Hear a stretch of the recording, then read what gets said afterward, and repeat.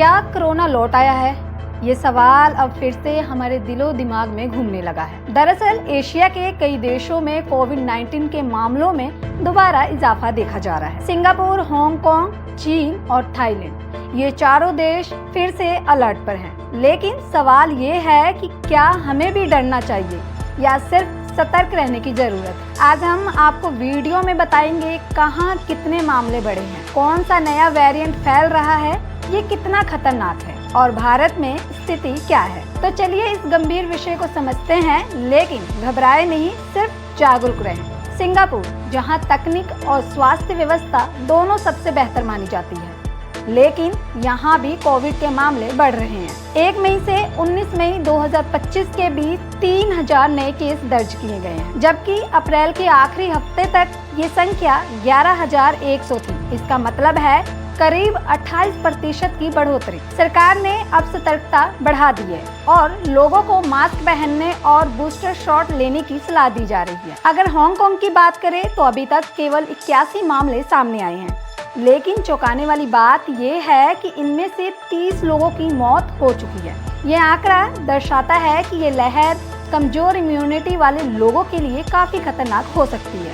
वहीं चीन में मरीजों में कोविड वायरस मिलने के मामले 2 गुने हो गए हैं। थाईलैंड में 2 अलग अलग इलाकों में मामले तेजी से बढ़ रहे हैं। स्थिति को देखते हुए वहां की सरकार ने भी फिर से मास्क और बूस्टर शॉट की सिफारिश की है। Chinese centre for disease and prevention का मानना है कि एक नई लहर तेजी से फैल सकती है। इस बार संक्रमण के लिए जिम्मेदार है एक नया वेरिएंट JN1 और इसके सब वेरिएंट LF7 और NB1.8। बता दें कि JN1 ओमिक्रॉन के BA2.86 का स्ट्रेन है। इसे सबसे पहले अगस्त 2023 में देखा गया। दिसंबर में 2023 में WHO ने इसे वेरिएंट ऑफ इंटरेस्ट घोषित किया। इसमें करीब 30 म्यूटेशंस है जो इम्यून सिस्टम को कमजोर करते हैं।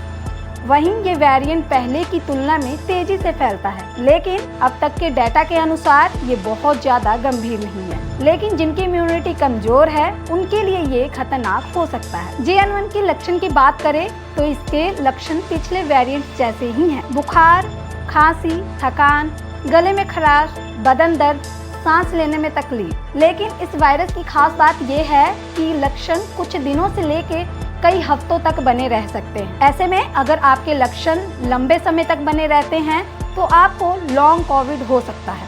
ये सवाल सबसे ज्यादा पूछा जा रहा है, क्या हमारी वैक्सीन JN1 पर असरदार है? बता दें कि स्टडी के अनुसार JN1 को बेअसर करना इम्यूनिटी सिस्टम के लिए थोड़ा मुश्किल है, लेकिन XBB1.5 monovalent booster vaccine JN1 से लड़ने में मदद करती है। WHO के मुताबिक ये बूस्टर वैक्सीन शरीर में एंटीबॉडीज बढ़ाकर JN1 से होने वाली बीमारियों को 19% से 49% तक रोक सकती है। भारत में 19 मई 2025 तक 93 नए मामले सामने आए हैं।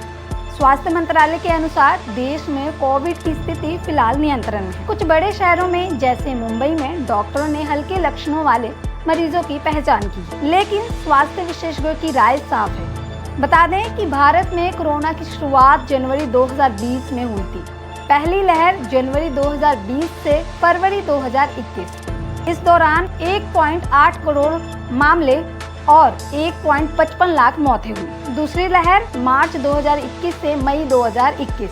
डेल्टा वेरिएंट सबसे घातक लहर, 169 लाख मौतें, अस्पतालों की भारी कमी। तीसरी लहर दिसंबर 2021 से फरवरी 2022। ओमिक्रॉन वेरिएंट, 50 लाख से ज्यादा केस, मौतें कम लेकिन संक्रमण ज्यादा। इन लहरों ने हमें बहुत कुछ सिखाया, अपनों को खोया, हिम्मत दिखाई और अब सतर्क रहना हमारी जिम्मेदारी है। मास्क पहने, हाथ धोते रहे, भीड़ भाड़ से बचे। अगर लक्षण दिखे तो तुरंत टेस्ट करवाएं। हम कोरोना को पहले भी हरा चुके हैं, अब हमें इसे दोबारा मौका नहीं देना है।